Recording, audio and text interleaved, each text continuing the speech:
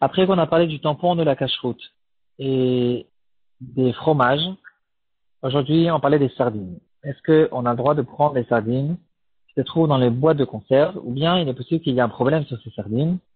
Juste avant ça, une très belle histoire qui est en rapport avec le lait chamour, le lait pas chamour qu'on a vu un peu hier. Le Rav Aaron de Belz, l'Admour de Belz, qui était à la Shoah dans le ghetto, avant que on a réussi à le sauver et à l'envoyer en Eretz Israël, il se trouvait dans le ghetto et il y avait des juifs de ce chassidim qui étaient prêts à mettre leur vie en danger pour lui donner tous les soirs un verre de lait. Alors comment il faisait? Il y avait un chassid qui se faufilait, il arrivait à sortir du ghetto, s'il faisait attraper, c'est une balle dans la tête. Il sortait du ghetto, il arrivait chez un goy qui avait une vache et il était présent lorsque le goy faisait la traite de cette vache et de cette manière-là, il réussissait à avoir un verre de lait pour son admour pour le repas du soir et comme ça tous les soirs, il arrivait à se faufiler à l'aller, le retour et il donnait le verre du lait au admour. Un jour, il n'a pas réussi à sortir au bon moment. Il y avait une garde qui était très forte sur le ghetto. Et à cause de ça, lorsqu'il est arrivé chez le goy finalement, le goy avait déjà fait la traite. Alors le goy il lui a dit, regarde, je t'ai gardé un verre de lait, prends-le comme tous les jours. Et le chassid il est revenu dans le ghetto. Il a mis le verre de lait sur la table de son admour. Il revient plus tard, il voit que l'admour, Rav Aaron de Belz, qui était un kadosh de Kedoshim, il n'a pas bu le verre de lait. Alors le chassid il a décidé de lui reprocher le verre. Euh, le chassid au fait il a fait ça parce que c'était considéré vraiment comme un pékouar nefesh. Le admour il n'était pas jeune et quoi qu'il en soit chez tout le monde dans le ghetto de prendre un verre de lait ou quoi que ce soit comme aliment c'est pékouar nefesh et donc il a dit je ne vais pas dire au admour et je vais lui proposer ce verre de lait. Finalement il a rapproché le verre au admour pour que l'admour remarque le verre. Et à ce moment-là, l'admour il fait comme un faux geste qui a causé que le verre se renverse et tout le lait est renversé. Alors là, le chassid a demandé au admour, pourquoi tu n'as pas bu le lait? Et l'admour il a dit la phrase suivante, je n'ai pas vu de lait en face de moi. Alors, le chassid il a compris que c'était quelque chose de céleste. Il a raconté au admour ce qui est arrivé, que ce soir, le lait n'était pas chameau. Alors l'Admon, il a dit, c'est exactement ce qui a été écrit dans notre Gemara, Ouv Masechet Avodah Zarah Daf Lamed He Amud Bet, et c'est écrit la phrase suivante. Chalav Shechalvo Akum, le lait qui a été traité par le Goy, Ve'en Israël Roeun. Donc littéralement, c'est le juif qui n'a pas vérifié, il n'était pas là pendant la traite, et il n'a pas vu que le moment où le Goy il a fait la traite de ce lait. Mais l'Admon a expliqué cette chose-là d'une autre manière. Il dit, regarde, celui qui a les yeux pour voir, alors le lait qui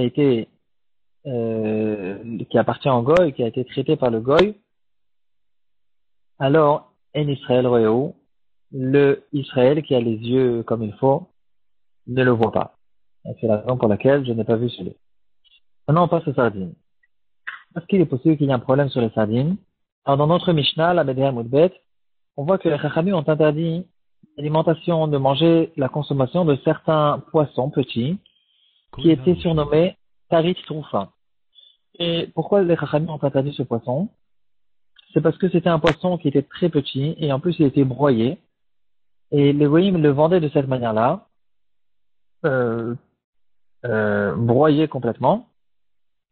Et à cause du fait qu'on ne peut plus vraiment les reconnaître, alors les Chachamim ont craint qu'il y a certains dagim, certains poissons pas cachers, qui ont été mélangés dans ce mélange et il n'y a plus de possibilité de vérifier.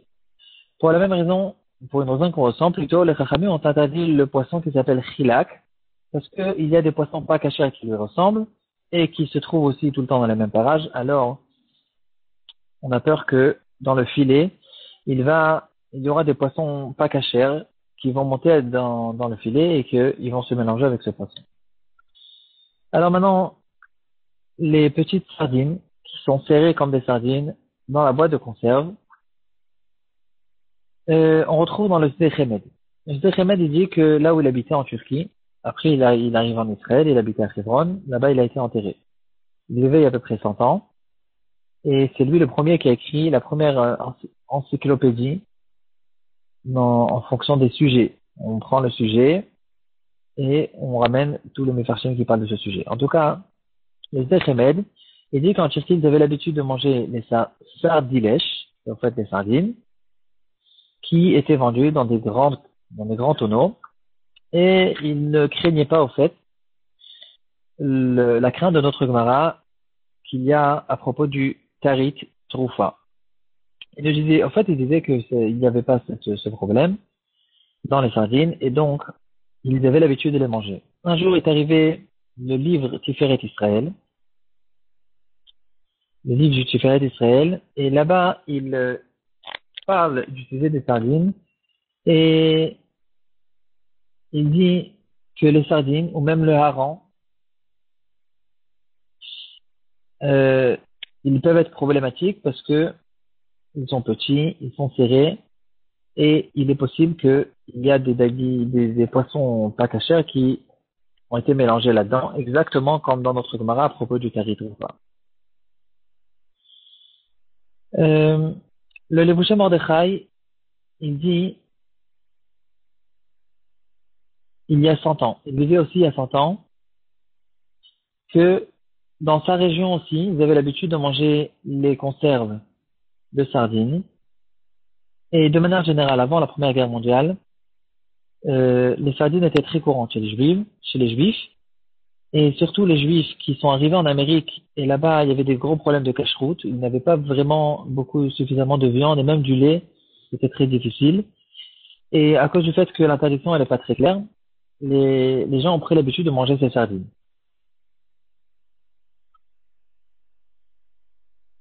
Le Chelkat Yaakov, donc maintenant, après qu'on a vu le Tiferet Israël qui a dit que les sardines, c'est pas du tout évident, il faut craindre qu'il y a des mélanges qui ont été faits. Le Chelkat Yaakov, il dit que les sardines n'ont pas été interdites. On n'a pas de possibilité de faire de nouvelles xérotes que les Chachamim ne nous ont pas fait, malgré que c'est le cas, peut-être il ressemble. C'est vrai que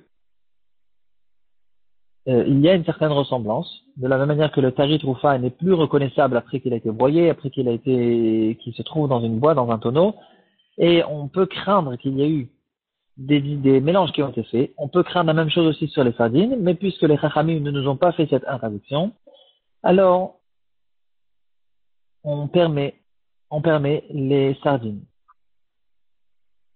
En plus de ça, c'est écrit dans notre Suga, sur le deuxième poisson, le chilak, qu'on a le droit de l'acheter de quelqu'un qui est compétent, qui a l'habitude, dans la vente, en fait. Il publie le fait que lui, il a des poissons cachers, et il les trie un à un, et on le croit. Parce que s'il va se faire attraper, il risque de perdre sa parnassa. Et en plus de ça, hein, les autres poissons causent que le goût, il est moins bon. Il dérange le goût du poisson initial, le filac. Et donc, on peut s'appuyer là-dessus. Et si on peut s'appuyer sur cette chose-là, alors on peut peut-être aussi faire confiance aux usines qui distribuent ces sardines, qu'ils fassent attention qu'il n'y ait pas des mélanges qui ont été faits pour la même raison. De notre temps, c'est déjà devenu beaucoup plus compliqué, comme nous ramène Rav Moshe Sternbuch. Shlita, un des plus grands de notre génération, surtout dans la halakha, et en ce qui nous concerne, c'est lui qui est responsable de la cache-route la plus connue et la meilleure, Bada Kaïda Haridit. On retrouve dans ce shoot Tchuvot Vanagot Chelekbet Siman Shin Pebet. Il dit qu'étant donné que aujourd'hui tout est tellement industriel et que dans les usines il s'occupe de quantités incroyables de poissons, alors il faut craindre. Il y a de quoi craindre qu'il y a un ou deux poissons pas cachers qui se sont mélangés parmi des milliers de sardines.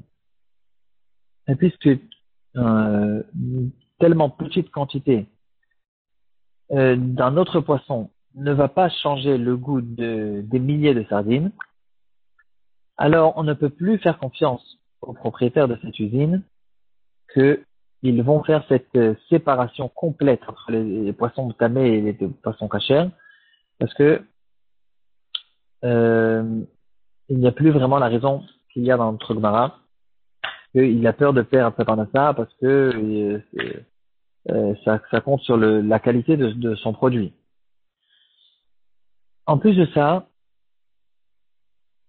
aujourd'hui, dans l'industrie de tout ce qui se passe avec les boîtes de conserve, on a l'habitude de rajouter plusieurs ingrédients, plusieurs choses pour conserver les poissons qui se trouvent dans les boîtes.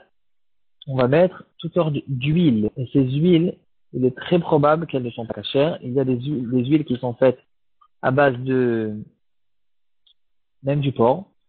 Et donc, c'est la raison pour laquelle que, de notre temps, celui qui va acheter des sardines, il doit faire très attention d'acheter les sardines d'un bon hercher, d'une bonne cache-route.